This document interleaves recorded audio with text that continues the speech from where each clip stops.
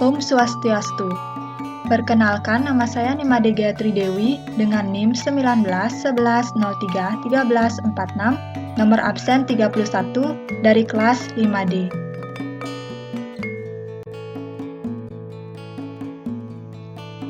Video ini dibuat untuk memenuhi ujian akhir semester mata kuliah Pendidikan Bahasa Bali di SD semester ganjil.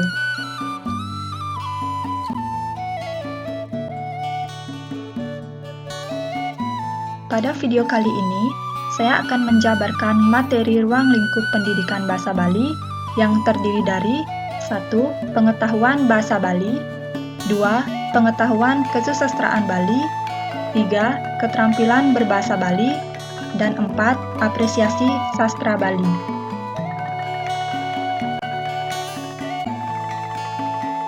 Yang pertama, materi pengetahuan bahasa Bali. Pengertian bahasa Bali. Bahasa Bali adalah salah satu bahasa daerah di Indonesia yang umumnya dipakai oleh masyarakat Bali. Bahasa Bali merupakan bahasa ibu dan bahasa pergaulan atau alat komunikasi bagi masyarakat Bali serta merupakan alat untuk mempelajari dan menyelami kebudayaan Bali yang berguna bagi pembinaan, pemeliharaan, dan perkembangan kebudayaan daerah dan nasional. Oleh sebab itu, bahasa Bali juga dipergunakan sebagai bahasa pengantar dan bahasa yang diajarkan dari tingkat sekolah dasar sampai dengan perguruan tinggi, khususnya di Bali.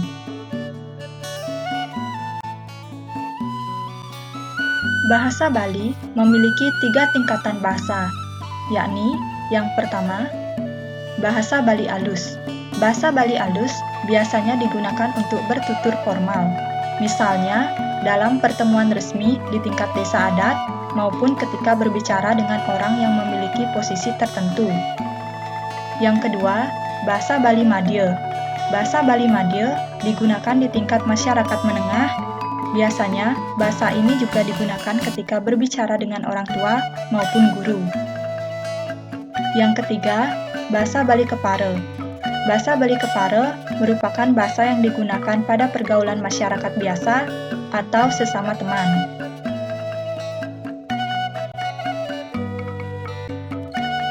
Materi yang kedua adalah pengetahuan kesusastraan Bali.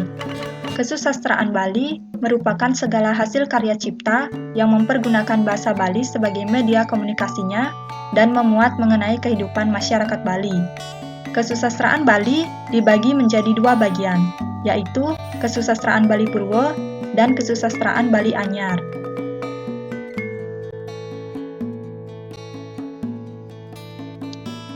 Kesusastraan Bali Purwo.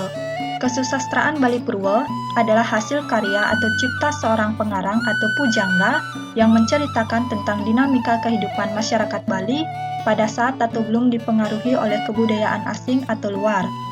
Kesusastraan Bali Purwo juga disebut sebagai sastra Bali klasik atau tradisional.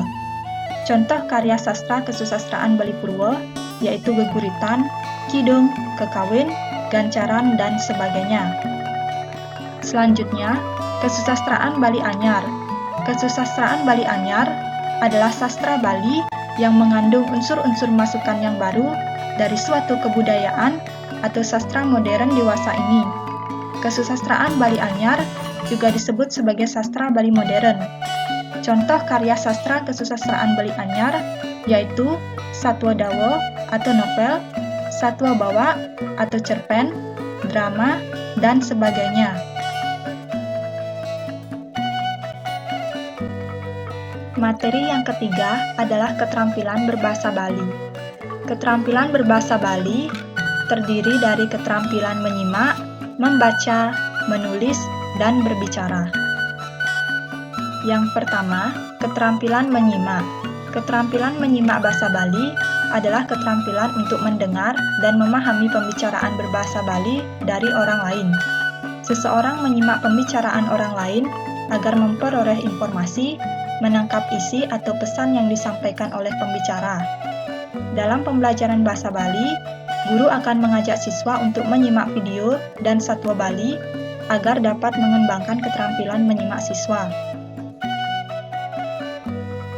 Yang kedua, keterampilan membaca. Keterampilan membaca bahasa Bali adalah keterampilan memahami kosakata, ejaan, struktur bahasa atau kalimat, dan penulisan. Dalam pembelajaran bahasa Bali, untuk dapat meningkatkan keterampilan membaca siswa, guru dapat mengarahkan siswa untuk membaca suatu teks satwa Bali maupun teks percakapan berbahasa Bali.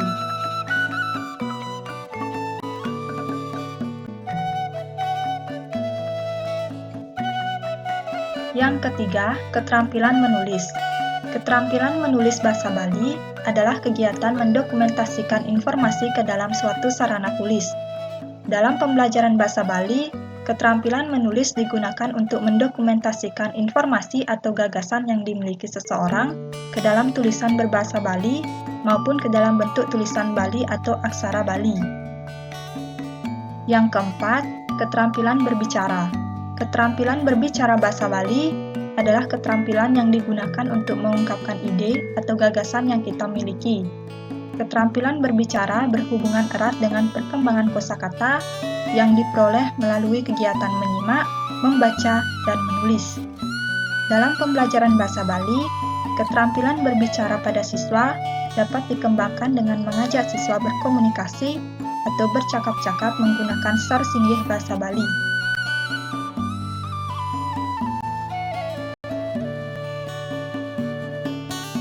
Materi yang keempat adalah apresiasi sastra Bali.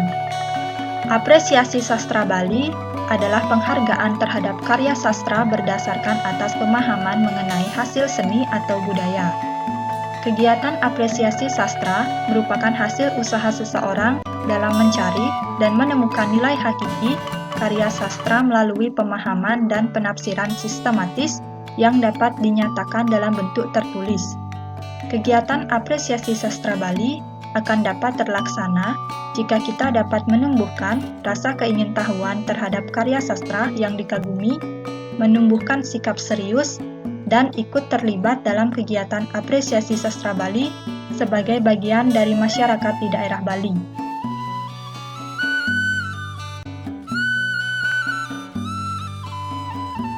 Salah satu cara dalam mengapresiasi sastra Bali adalah dengan menyelenggarakan kegiatan Pekan Sastra. Kegiatan Pekan Sastra ini bertujuan untuk meningkatkan pembinaan dan pengembangan sastra Bali melalui bedah karya sastra dan pemberian penghargaan terhadap sastrawan sebagai wujud terima kasih dan dedikasi mereka dalam pengembangan sastra di Bali. Melalui kegiatan ini, diharapkan para generasi muda di Bali juga dapat lebih termotivasi dalam meningkatkan kompetensi, minat, dan apresiasi mereka terhadap karya sastra di Bali.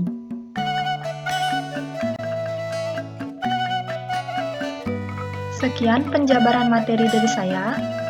Jika ada salah kata, saya mohon maaf. Saya tutup dengan Paramesanti. Om Santi Santi Santi Om.